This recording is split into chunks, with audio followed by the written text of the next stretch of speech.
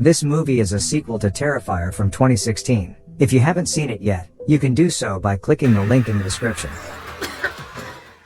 The film opens with an injured coroner crawling across the floor, after a brutal attack by Art the Clown. He reaches for the phone to call 911, while Art nonchalantly looks himself in the mirror, and writes his name in his own blood. He then reaches for a reflex hammer to finish him off. He smashes his skull and tearing it open to take out his internal organs, including his brain and eyes just because he can. Afterwards, he heads to a laundromat in his bloody glory, unbeknownst to the sleeping employee. Art undresses and tosses his costume inside the washing machine. The clown reads the newspaper to pass time, right when he comes across a little girl with clown makeup. She curiously walks up to Art and starts playing with him. When the employee wakes up, he sees Art playing with thin air, making us question if the little girl is only a figment of his imagination. A while after, we see Art leaving the laundromat, after having killed the employee by impaling a mop handle through his head. We then skip to a year later, to a girl named Sienna Shaw in her candle-decorated bedroom. She's focused on finishing her homemade warrior Halloween costume, which includes a pair of wings and a sword. The costume means a great deal to her, as it was designed by her late father, who recently passed away from a brain tumor. During dinner with her family, Sienna's mom, Barbara, asks her brother, Jonathan, what he's dressing up as for Halloween. Jonathan says he'd like to dress up as the infamous clown serial killer from the news, surging the protest of her sister and her mother. After dinner, Sienna talks to her mother about her brother's fascination with serial killers, while upstairs, Jonathan is researching the previous year's killing incident involving Art the Clown. Later that night, Sienna dreams about being in a clown cafe, where she encounters Art the Clown there. He begins entertaining everyone there by handing out candies, but Sienna appears uncomfortable from the get-go. When it's Sienna's turn, Art hands her a gift of a soup containing a very disgusting beating heart and worms inside. The box then starts filling up with blood, while Art finally drops the charade by taking out a submachine gun and killing everyone.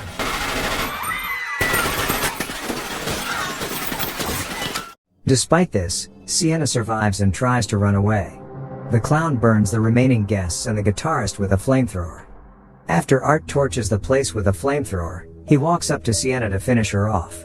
As the clown is about to burn her, Sienna takes out the warrior's blade displayed in her room to shield herself. All of a sudden, she awakes to find the wings for her costume burning. She tries to put out the fire to no avail, so she rushes out of the room to call her mother. Barbara then comes in with a fire extinguisher. The mother is understandably upset, and starts scolding her for keeping her candles lit when she went to bed. Sienna, however, swears she already put the candles out. After her mother leaves, she walks up to what's left of her wings, and finds that the sword her father gave her is left unscathed. Meanwhile, on the other side of the story, Art the Clown and the little clown girl is watching a talk show interviewing Vicky, the sole survivor from the first movie whose face is now heavily disfigured. After Vicky claims that she watched Art kill himself, the clown gets up and smashes the TV. The next day at school, Sienna's brother Jonathan is at class when he raises his hand to go to the restroom.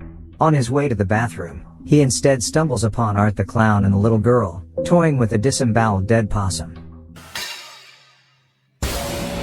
Once they see Jonathan, they throw the dead possum at him. Terrified, Jonathan runs until he comes across a teacher, who decides to check out the scene, only to find the dead possum there.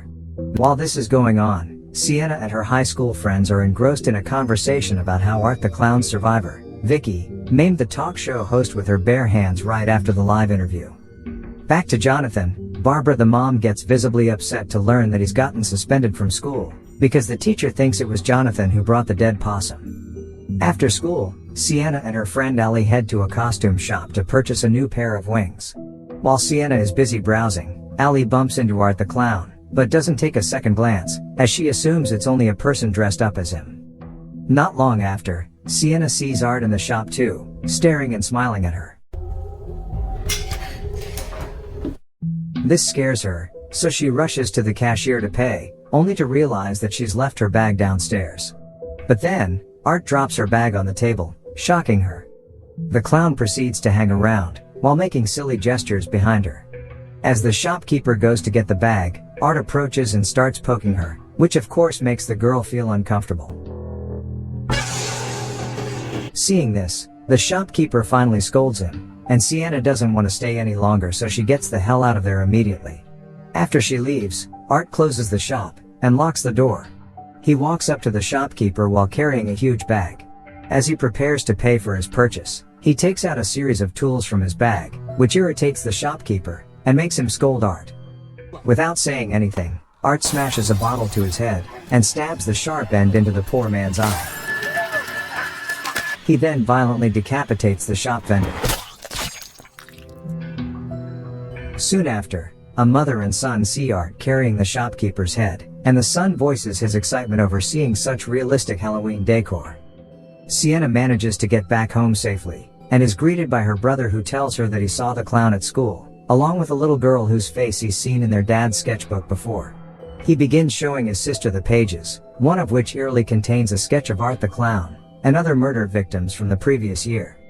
At the very last page, he shows her a sketch featuring Sienna in the warrior costume, holding a beast's head in her hand. Jonathan insists these old drawings must be symbolic, as their dad gave Sienna a warrior sword for a reason. But it is too soon for her to believe him. They get interrupted by Barbara the mom, who informs Sienna that Jonathan has been suspended for bringing a dead possum to school. Sienna shows her disappointment in her brother, and just before she leaves the room, he begs for her to stay at home this Halloween night, because he fears something bad might happen, but Sienna refuses to listen. On the other side of town, Art pays a visit to Allie's house, and she happily greets him, as she recognizes him as the guy she met at the costume shop. Assuming he's old enough for trick-or-treating, she tells him she doesn't have anything to give before shutting the door. But he starts banging on it, upsetting Allie. She reopens the door and throws some candy into his bag, and immediately notices the bloody tools in it. Scared, she retreats inside, and watches as Art goes away. A few hours later, Allie is putting on makeup to get ready for Halloween, until she gets interrupted by the sound of glass breaking. She goes downstairs to find her glass door broken, and to her surprise, she sees Art casually hanging in the kitchen. This terrifies her, so she begins to run while Art chases her. Unfortunately, the psycho manages to catch her, and cuts her face with a knife before brutally skinning and mutilating her body with different sets of knives and scissors. Afterwards, he pours bleach and salt over her exposed flesh, before ripping the skin off the poor girl's face. Downstairs, Allie's mom comes home from work, and panics when she finds the broken door. She then heads straight to Allie's room, and finds the traumatizing sight of Art and what's left of her daughter's mutilated body. The next scene shows Art opening the door to Allie's house, and presenting trick-or-treaters with candy served on top of Allie's mother's head. Some of them even complain about it being sticky. On the other side of town, Sienna is attending a Halloween party with her other friend Brooke, and wonders where Allie is, but Brooke simply tells her to enjoy the party. Meanwhile, back in the house, Jonathan decides to warn his mom about his dad's symbolic sketches, but she's had enough of his morbid fascination, and tears the book up in anger, upsetting Jonathan. He curses at her, which earns him a slap from his mother, so he decides to storm off. Not long after, Barbara hears some commotion downstairs. She then heads down to find the family's car vandalized, immediately thinking Jonathan's behind this. But of course Jonathan didn't do it, because he's actually out in the driveway, where he finds a strange car in front of the house with the clown girl inside, so he retreats inside the house out of fear. Back at the party, Brooke sneakily informs Sienna that she's laced her drink with Molly. Soon after, Sienna receives a phone call from her mother, who immediately starts ranting about how Jonathan's covered the car in shaving cream, toilet paper and eggs. After the call ends, the mother begins cleaning up the car, during which she discovers Art sitting inside. He shoots her face off with a shotgun, instantly killing her. At the party, Sienna discovers the little clown girl in the crowd, which freaks her out and sends her spiraling in a panic attack. But oddly enough, she seems to be the only one at the party who's able to see the little girl.